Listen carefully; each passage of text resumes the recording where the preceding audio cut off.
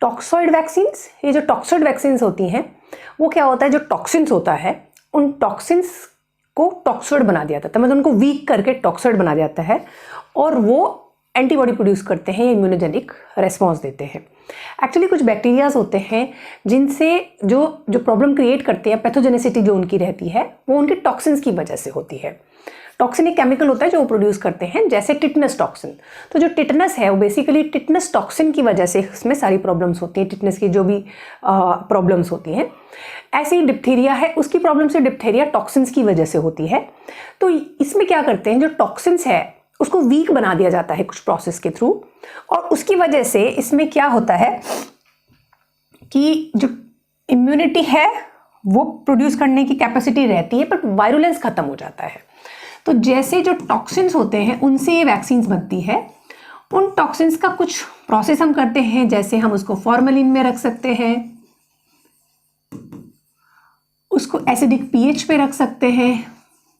Acidic pH मतलब less than 7 pH जो रहती है, और उसको एसिडिक बोलते हैं, लेस देन 7 को, तो हम उसको एसिडिक पीएच पे रखते हैं और उसकी वजह से ये टॉक्सिन जो है टॉक्सॉइड में कन्वर्ट हो सकता है।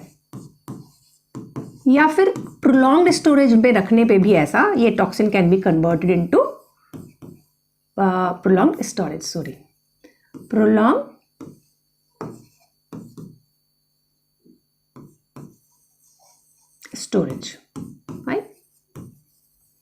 इस टॉक्सॉइड में क्या होता है, इसका वायरुलेंस तो खत्म हो जाता है, there is no virulence but maintain immunogenicity.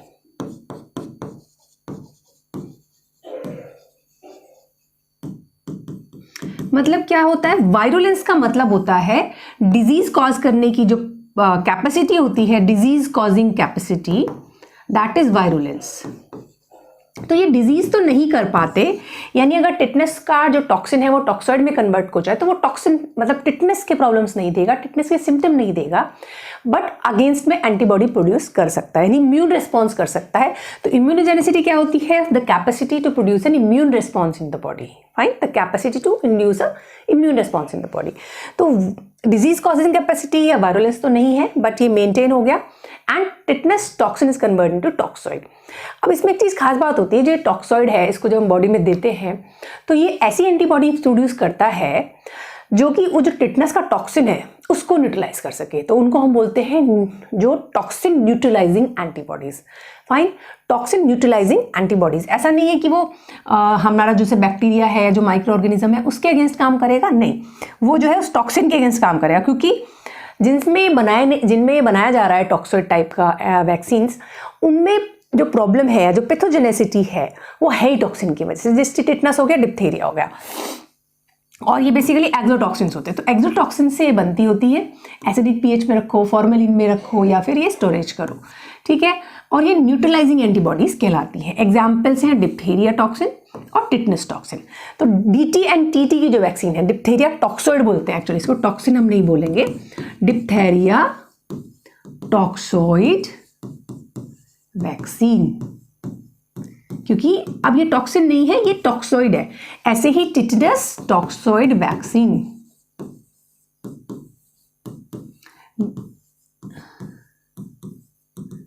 जब किसी को चोट लगती है तो टीटी का इंजेक्शन आप लगाते हैं। तो डीटी एंड टीटी जो है ये आपकी टॉक्सॉइड टाइप की वैक्सीन है। अब आता है एक्सट्रैक्टेड या फिर सेलुलर फ्रैक्शन वैक्सीन क्या होती है। ये क्या होती है कि सेल का एक कोई फ्रैक्शन लेके उसके अगेंस्ट में एंटीबॉडीज प्रोड्यूस करी जाती है। जैसे कि कैप्सुलर पॉलीसेक्राइड, आप देखते हैं ना, बैक्टीरिया होता है, बैक्टीरिया के बाहर सेल वॉल होती है, कैप्सूल होता है ना। तो जो कैप्सूल का एंटीजन है जिसको हम बोलते हैं कैप्सुलर पॉलीसेक्राइड, उस एंटीजन से ये जो है आपकी वैक्सीन तैयार होती है और वो उसके अगेंस्ट में एंटीबॉडीज प्रोड्यूस कर सकता है। तो pneumococcal vaccine, meningococcal vaccine and haemophilus influenzae B.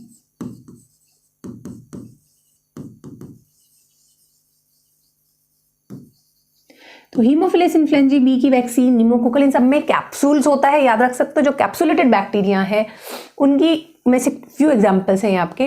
Capsular polysaccharide के अगेंस्ट में डेवलप हो रही है, दैट इज एक्सट्रैक्टेड और सेलुलर फ्रैक्शन वैक्सीन, मतलब हमने सेल का एक फ्रैक्शन लिया है, ऑब्वियसली कैप्सूल का भी पॉलीसेकेराइड लेके उसको हमने उससे वैक्सीन बनाई है। कुछ कुछ सिमिलर होती है सब यूनिट वैक्सीन। सब यूनिट वैक्सीन का बड़ा क्लासिकल एग्जाम्पल है HBS एंटीजन, यानी हिपेटाइटिस के अगेंस्ट जो एंटीबॉडी है, दैट इज अ सब यूनिट टाइप ऑफ वैक्सीन। अब इसमें क्या होता है, only a particular part of subunit, particular part या particular subunit is necessary to initiate the immunity। जैसे HBS एंटीजन, HPV वायरस हो गया, ह्यूमन पैपिलोमा वायरस,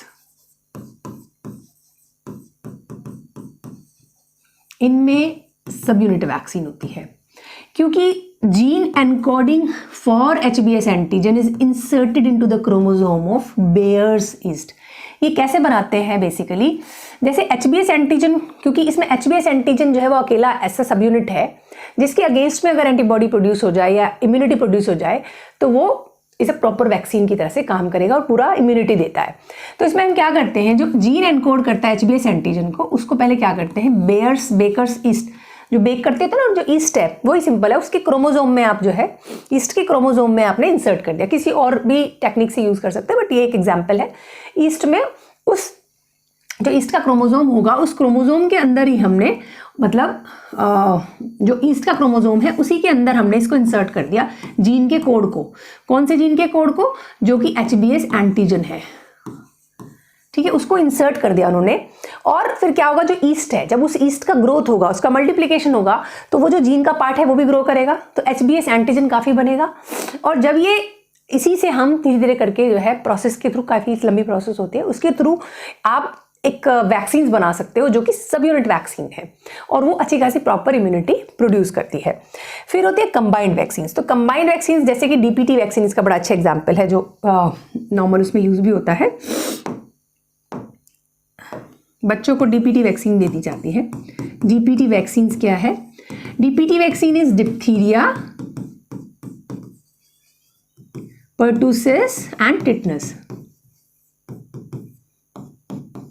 इन तीनों को कंबाइन करके वैक्सीन बनाई हुई है, दैट इज कॉम्बिनेशन वैक्सीन।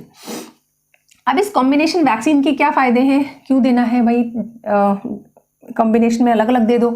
तो एक तो बात होता है इजीली एडमिनिस्टर्ड, आराम से दिया जा सकता है। 3 जो है आप एक साथ में दे रहे हो तो इजीली एडमिनिस्टर्ड, आराम से दे दिया आपने, इसको इजी हो गया। और क्योंकि जब 3 को एक साथ दे रहे हो बना के तो कॉस्ट इफेक्टिव भी हो गया, सस्ती पड़ेगी। और सबसे इंपॉर्टेंट पॉइंट होता है, जैसे यहाँ पर आप देखोगे तो पर्टूसिस इन दोनों को इंक्रीज करने का काम करता है, इनकी इम्यूनोजेनेसिटी को। तो यहाँ पर पर्टूसिस इंक्रीजेस या ऑगमेंट बोलते हैं उस वर्ड को,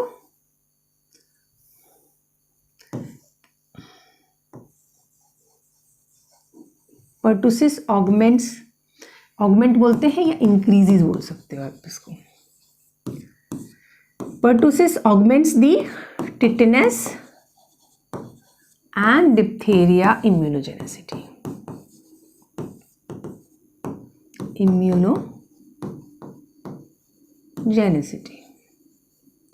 मतलब जितना अकेले करके ये इम्यून रेस्पॉन्स प्रोड्यूस कर पा रहे हैं, उससे ज़्यादा ये कहीं कंबाइंड होकर तब प्रोड्यूस कर पाते हैं। तो उनके इफेक्ट को ऑगमेंट कर रहा है ये, है ना। और इसलिए कह सकते हैं कि पर्टूसिस जो है इन दोनों के लिए एज एन एडजुवेंट काम करता है। एडजुवेंट भी उसी को हम कहते हैं जो किसी वैक्सीन की इम्यून रिस्पॉन्स को बढ़ा दे, उसको हम कहते हैं एडजुवेंट। तो पर्टूसिस देखा जाए तो इन दोनों के लिए एज एन एडजुवेंट भी काम कर रहा है। तो कई सारे फायदे इसके हो गए जो कि हम as a combined vaccine use कर सकते हैं। अब हम बात करते हैं कुछ न्यूअर वैक्सीन्स की, ठीक है। ओके, न्यूअर वैक्सीन्स में 2 आपको याद रखने हैं, एक DNA वैक्सीन्स है, एक एडिबल वैक्सीन्स है। तो DNA vaccines and edible vaccines, इन पर रिसर्च गोइंग ऑन है। ये वैसे तो अभी एक्सपेरिमेंटल प्रोसेस में ही है, कुछ ही एनिमल में ये DNA वैक्सीन्स और एडिबल वैक्सीन्स अभी थोड़ी सक्सेस हुई हैं। बाकी जो है DNA वैक्सीन, अभी कोविड जब आया था, कोविड-19 में एक गवर्नमेंट ने इमरजेंसी में 2021 अगस्त में उसको अप्रूव किया था वैक्सीन को। अभी आगे डिस्कस करते हैं। पहले समझ लो DNA वैक्सीन क्या होती है। तो सबसे पहली बात खास क्या है कि कॉस्ट इफेक्टिव है, स्ट्रॉन्गर है and wide range of immune response देते हैं। क्यों देते हैं अभी मैं डिस्कस करती हूँ इसको। तो सस्ती है ये पहली बात तो, और अच्छी खासी इम्यूनिटी बढ़िया दे रही है, तो कितना अच्छा चीज़ है। आपको कोई चीज़ सस्ती मिल जाए, कॉस्ट इफेक्टिव सस्ती होगी, और इम्यून रिस्पॉन्स भी ज़्यादा अच्छा देते, तो इससे तो अच्छा कुछ है ही नहीं। यहाँ क्या होता है, it is a DNA vaccine is a type of vaccine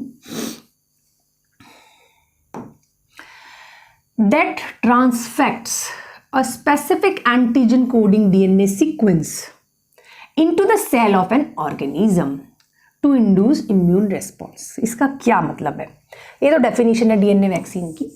ट्रांसफेक्ट्स actually किसको कहते हैं, ट्रांसफेक्ट्स कहते हैं अगर एक जीन के सीक्वेंस को किसी यूकैरियोटिक सेल के अंदर में कर दिया जाए, फिक्स कर दिया जाए, या वहाँ पर ट्रांसफर कर दिया जाए एक जीन के सीक्वेंस को, समझ रहे हो, तो उसको हम लोग बोलते हैं DNA ट्रांसफेक्ट करना, यूकैरियोटिक सेल के लिए बात अगर हम करें तो।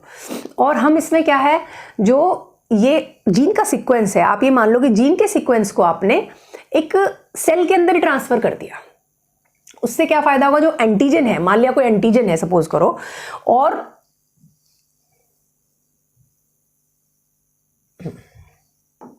सपोज करो किसी चीज का कोई एंटीजन है, और उस एंटीजन, ये पैथोजन है मान लिया, है ना, कोई भी पैथोजन जो बीमारी कॉज कर रहा है, उसके अगेंस्ट हमें एक मतलब एक वैक्सीन चाहिए, तो हम क्या करेंगे, और मान लिया ये एंटीजन है, उस एंटीजन को प्रोड्यूस करने वाला एक कोई जीन सीक्वेंस है, ठीक है।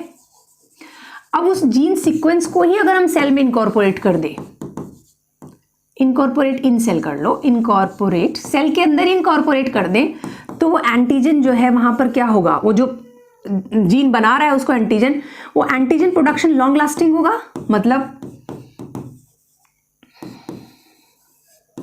वो एंटीजन ही, क्योंकि एंटीजन कौन बना रहा है, जीन बना रहा है, हमने क्या करा, एंटीजन को नहीं दिया, हम क्या कर रहे थे, वीक करके एंटीजन को बॉडी में देते हैं, इम्यून रिस्पॉन्स डेवलप होता है, एंटीबॉडी डेवलप होती है। अगर उस एंटीजन को बनाने वाले जीन सीक्वेंस को ही हम फाइंड आउट करके, जिसमें देना है एनिमल में, ह्यूमन में, जिसमें भी, तो वहां पर ऐसा कुछ कर दे कि वो सेल्स के अंदर इंट्रोड्यूस हो जाए, तो एंटीजन वहां पर हमेशा के लिए एंटीजन, क्योंकि प्रोड्यूस होता रहेगा, वो जीन उस एंटीजन को प्रोड्यूस करता रहेगा, तो इम्यून रिस्पॉन्स धीरे धीरे बनता रहेगा, और वो लॉन्ग लास्टिंग होगा, और ज्यादा टाइम तक के लिए बनेगा, और ज्यादा स्ट्रॉन्ग स्टिमुलस होगा, ठीक है। और ये कंपैरेटिवली सस्ता भी है, क्योंकि हर एक वैक्सीन का ऐसा होता है भाई, सिंगल डोज देना है, मल्टीपल डोज देना है, कितने टाइम में इम्यूनिटी खत्म, वो खत्म ही नहीं होगी, वो वहीं पर है, क्योंकि जीन तो आपने सेल के अंदर ही डाल दिया ना, समझ रहे हो। तो ये बेसिकली एक DNA वैक्सीन का, एनिमल वैक्सीन भी थोड़ी इसी तरह की है, कि उसमें भी आप जीन सिक्वेंस ही डाल रहे हो। तो ये न्यूअर कंसेप्ट है लेके, और इस पर रिसर्च चल रही है, और धीरे धीरे उसमें हो सकता है वैक्सीन नहीं आ जाए, और ये बहुत कॉस्ट इफेक्टिव भी होगा। तो how you can do it, by injecting genetically engineered plasmid, by injecting genetically engineered plasmid containing DNA, ठीक है, सीक्वेंस। तो DNA सीक्वेंस को आप दे रहे हो, एनकोडिंग द एंटीजन, जो DNA सीक्वेंस उस एंटीजन को एनकोड करता है, आपने जेनेटिकली इंजीनियर्ड प्लाज्मिड के थ्रू उसी को इंजेक्ट कर दिया, समझे जो मैंने समझाया था। तो वो वही चीज है कि आपने उसी जीन सीक्वेंस को ही उसके अंदर ट्रांसफर कर दिया, ना कि एंटीजन को, so that cell directly produce that antigen which is causing the immune response, and that is long lasting and it is cost effective as well, और बेटर इम्यून रिस्पॉन्स भी देगा, क्योंकि आप डायरेक्टली वहां एंटीजन प्रोड्यूस होकर वहां अपने आप ही धीरे धीरे वो एंटीबॉडी प्रोडक्शन कर रहा है, ठीक है। अब इसके लिए थोड़ा सा याद रख लो कि जब एक कैंडिडा हेल्थ केयर ने बनाई थी जाई कोविड वैक्सीन, जाई कोव डी वैक्सीन, अगस्त 2021 जब कोविड आया था, तब जाई कोव डी, यही एक ऐसी वैक्सीन थी जिसको इमरजेंसी में अप्रूवल दिया गया था, इट वाज एमरजेंसी अप्रूवल दिया गया था उसको, और इसको हम बोल सकते हैं प्लाज्मिड मीडिएटेड वैक्सीन, क्योंकि मैंने अभी बताया प्लाज्मिड से होता है, प्लाज्मिड मीडिएटेड वैक्सीन, या फिर इसको बोल सकते हो आप DNA वैक्सीन।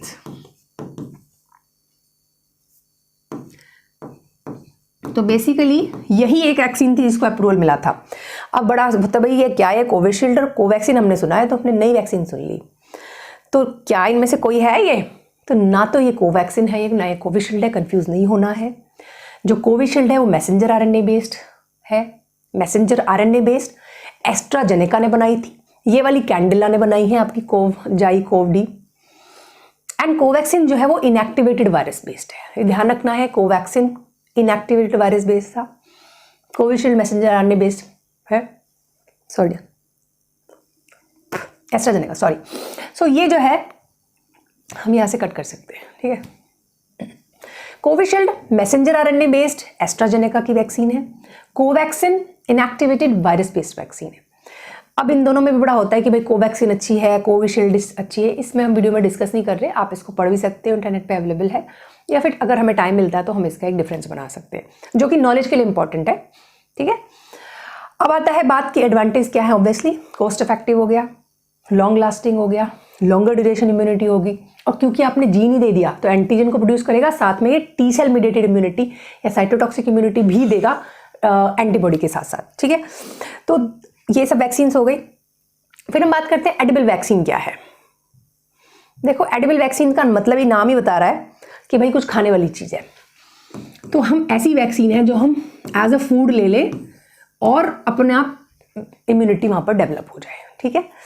इसका कंसेप्ट ये है, genetically modified plants to produce proteins that stimulate the immune system when consumed. तो आप इसमें क्या कर रहे हो, जेनेटिकली मॉडिफाइड प्लांट्स ऐसे बना लें अगर जो कि प्रोटीन्स को प्रोड्यूस कर सके। प्रोटीन मतलब वही एंटीजन, बॉडी में जाए, हमने खा लिया, कच्चा खाना पड़ता है उसके लिए, रॉ लेते हैं उन प्लांट्स को हम। तो जेनेटिकली इंजीनियर्ड ऐसे प्लांट्स बना लें जिनको हम रॉ अगर खा लें तो उसको जो है हमारे वहाँ पर वो एंटीजन है, वहाँ पर एंटीजन प्रोड्यूस कर रहे हैं वो कंटिन्यूअसली, जैसे डीएनए वैक्सीन है, कुछ कुछ वैसा ही है, और वो लॉन्ग टर्म के लिए वहाँ पर इम्यून रिस्पॉन्स प्रोड्यूस करते हैं, ठीक है। Created by introduce genetic information for a specific protein into the plant which produce that protein। तो एक तो इसका जो ड्रॉबैक भी है ना वो यही है कि मेनली प्रोटीन टाइप के जो एंटीजन्स होते हैं उनके लिए ये एडिबल वैक्सीन्स के चांसेस हैं कि डेवलप हो जाए। कोई पॉलीसेक्राइड है या बैक्टीरियल पॉलीसेक्राइड कैप्सूल है या वैक्सीन्स है, उसके अगेंस्ट मतलब उस एंटीजन के अगेंस्ट एंटीबॉडी बनाना अभी इस फंडे के थ्रू थोड़ा मुश्किल है अभी, हालांकि इसकी भी बहुत कम बनी है या ना बनी है। तो ये सब रिसर्च प्रोसेस में ज़्यादा है, DNA protein and edible protein. But आपको समझ में आ गया कि आपने क्या किया, जेनेटिकली इंजीनियर प्लांट बना लिया जो कि एंटीजन को प्रोड्यूस करा डायरेक्टली, या प्रोटीन एंटीजन को मान लो, जिसके अगेंस्ट आपको चाहिए। कौन सा प्रोटीन एंटीजन होगा, वो पैथोजेनिक वाला, ठीक है। When a person eat that plant antigen in the protein is protected by the cell wall। अब कंसेप्ट यही है कि क्योंकि प्लांट के अंदर है, प्लांट में सेल वॉल होती है, तो एंटीजन तो उसके अंदर ही है ना, वहाँ जो प्रोड्यूस कर रहा है वो, तो वो प्रोटेक्टेड रहेगा उससे, और वहाँ पर इम्यून रिस्पॉन्स लेकिन डेवलप होता रहेगा। तो इसके लिए कैसे करते हैं, we isolate the gene from the pathogen. ये जीन हमने पैथोजन से, जिसके अगेंस्ट हमें इम्यूनिटी चाहिए, है ना, जिस भी पैथोजन के अगेंस्ट इम्यूनिटी चाहिए, उस पैथोजन से वो जीन आइसोलेट कर लो जो एंटीजन को प्रोड्यूस करता हो उसको, है ना। Transfer to the suitable plant bacteria, वही प्लाज्मिड वाला फंडा थोड़ा थोड़ा रहता है, और जो प्लांट बैक्टीरिया है उसके अगेंस्ट में उसमें आपने इसको ट्रांसफर कर दिया, और जब वो ट्रांसजेनिक, जब वो प्लांट को इन्फेक्ट करेगा तो वो जो है वहाँ पर एंटीजन प्रोड्यूस करने लगेगा, और वो एंटीजन लॉन्ग लास्टिंग इम्यूनिटी देंगे। तो अभी बनाना हो गया, पोटैटो हो गया, टोमेटो हो गया, इनमें ये वैक्सीन ट्राई करी जा रही है, ठीक है। उनमें ये वैक्सीन ट्राई करी जा रही है, आपको रॉ खाना पड़ेगा। अब इसके लिए अभी ज़्यादातर ये रिसर्च में ही है, अंडर द रिसर्च। अप्रूवल कुछ एनिमल वैक्सीन्स के लिए मिला है, ह्यूमन के लिए नहीं अभी कोई मिला। तो transgenic potatoes against the diarrhoeagenic organism, ये रिसर्च में है, और ये जो है मतलब रिसर्च का वो है कि डायरिया जेनिक जो ऑर्गेनिज्म है उसमें हम ऐसे ट्रांसजेनिक पोटैटोज बना सकते हैं जो धीरे धीरे उस एंटीजन को प्रोड्यूस कर रहे हैं, जो वायरुलेंस तो नहीं कर रहा पर इम्यूनिटी प्रोड्यूस कर रहा है। तो these are different type of vaccines जो कि कुछ चल रही हैं, कुछ नेशनल इम्यूनाइजेशन शेड्यूल के अंदर हैं जो हम बच्चों को देते हैं, और कुछ वैक्सीन्स ऐसी हैं जो कि अंडर रिसर्च प्रोसेस है। डिफरेंट वैक्सीन्स की एग्जाम्पल्स हैं, कुछ बैक्टीरियल वैक्सीन्स हैं, कुछ वायरल वैक्सीन्स हैं। तो जो कॉमनली यूज्ड हैं वो हम डिस्कस कर रहे हैं, जैसे लाइव एटेन्यूएटेड में बीसीजी वैक्सीन, ठीक है। बीसीजी वैक्सीन होती है जो आपकी माइकोबैक्टीरियम ट्यूबरकुलोसिस के अगेंस्ट है, वो बैक्टीरियल वैक्सीन से, और लाइव एटेन्यूएटेड वैक्सीन का एग्जाम्पल है। Typhoral vaccine is also an example of live vaccines. Epidemic typhus, ये सब कौन सी वैक्सीन है? ये आपकी लाइव एटेन्यूएटेड वैक्सीन है, बैक्टीरियल के अंडर में आ रही है। ठीक है, तो 3 याद आपको करना है मेजर जो हम कॉमनली यूज करते हैं, BCG, टाइफोरल और एपिडाइमिक टाइफस। आप चाहो तो जैसे BCG है शुरुआत में, हम ऐसे इसको याद कर सकते हैं। BCG वैक्सीन सबसे पहली वैक्सीन है जो बच्चों को दी जाती है, लगाते हैं BCG वैक्सीन टीबी के अगेंस्ट में। तो आप ऐसे याद रख सकते हो, BCG की जगह BTT। BCG वैक्सीन होगी, टाइफाइड वैक्सीन होगी और टाइफस की वैक्सीन होगी, और उसमें भी एपिडेमिक टाइफस होता है। ठीक है, वायरल वैक्सीन लाइव में कौन सी है जो कॉमनली हम यूज कर रहे हैं? OPV वैक्सीन है, इसका नाम होता है सेबिन वैक्सीन। ठीक है, सेबिन वैक्सीन ये एक्चुअली डॉक्टर साल्क ने किया था IPV को discover, injectable polio virus vaccine, और ये OPV जो है डॉक्टर सेबिन ने करा था। तो ये लाइव वायरल वैक्सीन है OPV, और IPV जो है वो किल्ड वैक्सीन है। तो एक तो OPV होगी, एक MMR होगी, मीजल्स मम्प्स एंड रूबेला की वैक्सीन है ये। मीजल्स मम्प्स एंड रूबेला, तो मीजल्स मम्प्स रूबेला की वैक्सीन है MMR वैक्सीन, वो भी लाइव वैक्सीन है। लाइव एटेन्यूएटेड इन्फ्लुएंजा की वैक्सीन वायरल में है, और किल्ड इन्फ्लुएंजा की वैक्सीन जो है वो साथ साथ, ये 2 आपने याद कर लिए। यहाँ हम बात करेंगे किल्ड और इनएक्टिवेटेड वैक्सीन की, जिसमें आपने IPV के साथ साथ पढ़ लिए OPV के। लाइव एटेन्यूएटेड इन्फ्लुएंजा की वैक्सीन है, और किल्ड भी इन्फ्लुएंजा की वैक्सीन, दोनों तरह की वैक्सीन इसमें होती हैं। चिकन पॉक्स हो गया, ठीक है, rotavirus, yellow fever, hepatitis, Japanese B encephalitis, उसमें 14-14-2 स्टेन है जो कि वायरल वैक्सीन है, वो भी लाइव वैक्सीन है। ठीक है, rotavirus, yellow fever virus, 17D vaccine, hepatitis A की वैक्सीन, जापानीज बी एनकेफेलाइटिस। तो ये आपको नाम याद रखने हैं कि जो कि आपकी लाइव वायरस वैक्सीन है। अब हम बात करते हैं कि किल्ड और इनएक्टिवेटेड में क्या एग्जाम्पल्स हैं। तो बैक्टीरियल में टाइफाइड वैक्सीन जो है, देखो आप इधर देखोगे तो जो टाइफाइड की वैक्सीन थी, ऐसे देख लेते हैं, टाइफाइड की वैक्सीन, टाइफोरल वैक्सीन जो है वो लाइव में भी आ रही थी और किल्ड में भी है ये। फिर कॉलरा की वैक्सीन, देखो टाइफाइड के साथ याद कर लो कॉलरा, ठीक है, क्योंकि दोनों एक तरह से के ही हैं, जो सिम्टम्स वगैरह थोड़ा बहुत मिलते हैं। कॉलरा की जो वैक्सीन है, हैजा जिसको बोलते हैं, वो भी आपकी किल्ड वैक्सीन है। ठीक है, पर्टुसिस जो हम DPT में जो आप कंबाइंड वैक्सीन हो रही है, पर्टुसिस जो है वो किल्ड वैक्सीन है। प्लेग की vaccine, P for pertussis, P for plague, तो प्लेग और पर्टुसिस की वैक्सीन किल्ड वैक्सीन है बैक्टीरिया के अंडर में। अब आप वायरल में देखोगे, रेबीज की वैक्सीन आपकी किल्ड वैक्सीन है, हेपेटाइटिस A और जापानीज बी एनकेफेलाइटिस, ध्यान रखोगे जापानीज बी एनकेफेलाइटिस वायरल भी है, वो भी है, और जापानीज बी एनकेफेलाइटिस किल्ड भी है। तो देखो ध्यान रखोगे, ये 2 आपको यहाँ भी लिखने हैं और ये आपको 2 यहाँ भी लिखने हैं।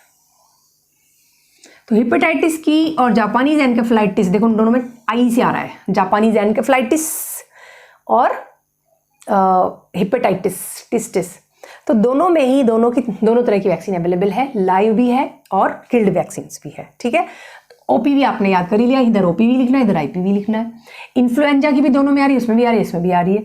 यहाँ पर आप रेबीज वैक्सीन याद कर लो, और वहाँ पर जो ये बचे हैं थोड़ा कि chicken pox, rota virus, yellow fever, ये सब याद रख सकते। नाउ टॉक्सॉइड के जो एग्जाम्पल्स हैं टॉक्सॉइड वैक्सीन के, वो DT है, diphtheria toxin and tetanus toxin. Diphtheria toxin and tetanus toxin, जो इसमें सिर्फ बैक्टीरियल में ये है, वायरल में कोई नहीं है जो कि आपकी टॉक्सॉइड वैक्सीन हो। सब यूनिट वैक्सीन में इधर कोई नहीं है बैक्टीरियल में, वायरल में है। हेपेटाइटिस B वैक्सीन जो है HBs एंटीजन के अगेंस्ट होती है ना, और वो जो है आपकी सब यूनिट वैक्सीन है। बाकी HPV vaccine, human papilloma virus vaccine, human papilloma virus vaccine is also सब यूनिट वैक्सीन। तो आप याद रख सकते हो कि टॉक्सॉइड में बैक्टीरियल में है 2 एग्जाम्पल, उधर कोई नहीं है, सब यूनिट में इधर कोई नहीं है, और वायरल में 2 एग्जाम्पल्स हैं, hepatitis B and human papilloma virus vaccine. Cellular fraction में जो कॉमनली यूज वैक्सीन है, meningococcal, pneumococcal and HIV vaccine है। इधर वायरल में कोई आपकी commonly use vaccine cellular fraction के अंदर नहीं है। कंबाइंड वैक्सीन में आपको DPT याद रखना है, पेंटावेलेंटिक वैक्सीन है, तो बड़ा क्वेश्चन आता है इस पर कि पेंटावेलेंट में कौन कौन होता है? तो डीपीटी तो है ही, डिप्थीरिया, पर्टुसिस, टिटनस, ये कंबाइंड वैक्सीन में आती है। 3 वैक्सीन डाल दी क्योंकि पर्टुसिस दोनों के लिए एडजुवेंट का काम करता है और डिप्थीरिया और टिटनस की जो इम्यूनिटी है उसको बढ़ा देता है, ज़्यादा कर देता है। ठीक है, HIV, haemophilus influenzae B and hepatitis B, तो दोनों बी हैं, हेपेटाइटिस बी है और एक हीमोफिलस इन्फ्लुएंजी बी है। ये पेंटावेलेंट वैक्सीन में आता है। तो 5 हो गए, 3 4 5। ठीक है, इधर आपकी कंबाइंड में होगी MMR vaccine, measles, mumps, rubella, ये वायरल की वैक्सीन है। तो these are some of the examples of common vaccines in the bacteria and the virus.